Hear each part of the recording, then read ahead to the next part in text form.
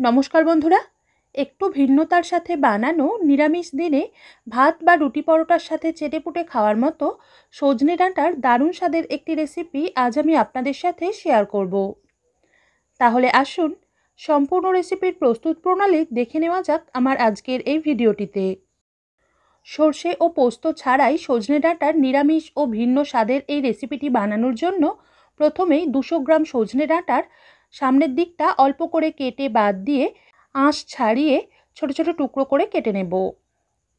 আপনারা ছোট ছোট টুকরো করে কেটে নেওয়ার পরও আঁশ ছাড়িয়ে নিতে পারেন।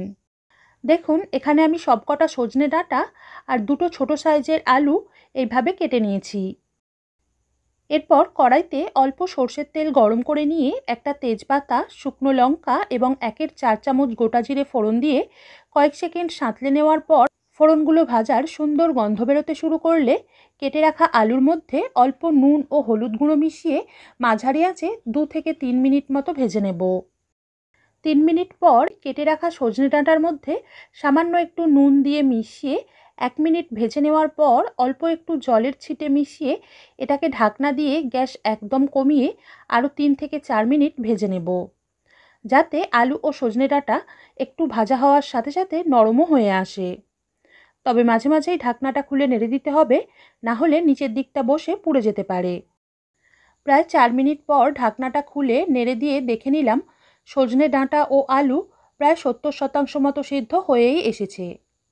এখন এর মধ্যে হাফ চামচ করে জিরে ও কাশ্মীরি লঙ্কা গুঁড়ো মিশিয়ে 30 সেকেন্ড মতো নেড়ে নিয়ে দিয়ে দিলাম একটা টমেটো, অল্প আদা ও একটা কাঁচা লঙ্কা বাটার মিশ্রণ এবং পাত্রটা ধুয়ে অল্প একটু জল।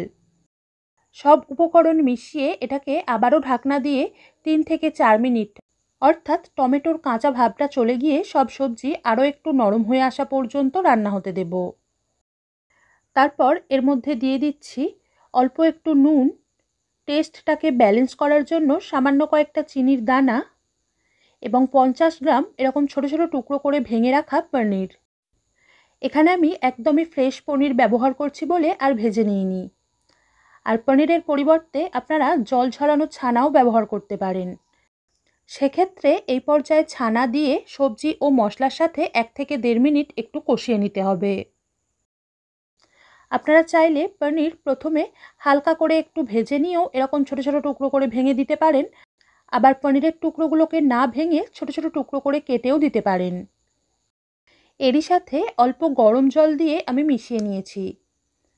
এখন দুটো কাঁচা লঙ্কা দিয়ে এটাকে আবারও ঢাকনা দিয়ে মাঝারি আঁচে 2 থেকে 3 মিনিট, অর্থাৎ আলু ও সজনে ডাঁটা পুরোপুরি সিদ্ধ হয়ে তরকারিটা এরকম হালকা একটু রসালো হয়ে আসা পর্যন্ত ফুটিয়ে নিয়ে নুন ঝাল মিষ্টির স্বাদটা চেখে দেখে অ্যাডজাস্ট করে নিয়ে অল্প ধনেপাতা কুচি এবং গরম মশলা গুঁড়ো মিশিয়ে একবার, অর্থাৎ কয়েক সেকেন্ড ফুটিয়ে নিয়েই গ্যাস বন্ধ করে কিছুক্ষণ ঢেকে রেখে নামিয়ে নিলেই আজকের রেসিপি পরিবেশনের জন্য তৈরি হয়ে যাবে।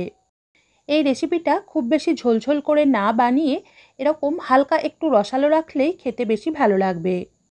আজ এ পর্যন্তই। সবাই ভালো থাকবেন, সুস্থ থাকবেন। ধন্যবাদ।